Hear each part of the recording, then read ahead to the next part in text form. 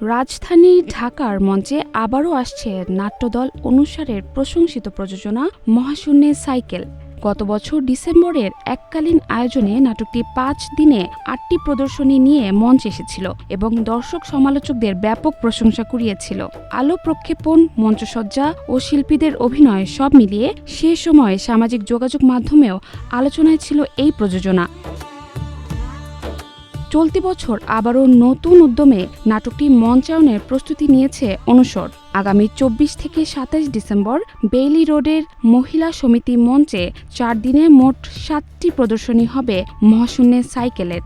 নীলিমা ইব্রাহিম মিলনায়তনে শো অনুষ্ঠিত হবে 24 ডিসেম্বর সন্ধ্যা 7:30টায়, 25 ডিসেম্বর বিকেল 5টা ও 7:30টায়, 26 ডিসেম্বর বিকেল 5টা ও 7:30টায় এবং 27 ডিসেম্বর বিকেল 5টা ও 7:30টায়। কথা সাহিত্যিক শাহাদুজ্জামান রচিত এই নাটকটির নির্দেশনা দিয়েছেন সাইফ সুমন।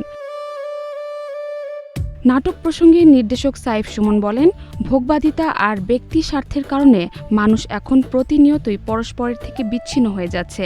পরিবার, বন্ধু, সমাজ সবকিছুর মাঝে থেকেই আমরা একসময় একা অনুভব করি। কখনো কখনো বাস্তবের তুলনায় কল্পনা বা অলৌকিক জগৎ বেশি গুরুত্বপূর্ণ হয়ে ওঠে।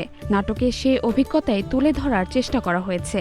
নাটকের বিভিন্ন চরিত্রে অভিনয় করছেন মোহাম্মদ বারী, সাইফ সুমন, প্রশান্ত হালদার, এস.আর. সম্পদ, নুরুজ্জামান সরকার, রিমা, জিহান ইমতু, মোহাম্মদ রাকিব ও তানভিন। জাহারা জেবিন তন্নি, নাগরিক প্রতিদিন।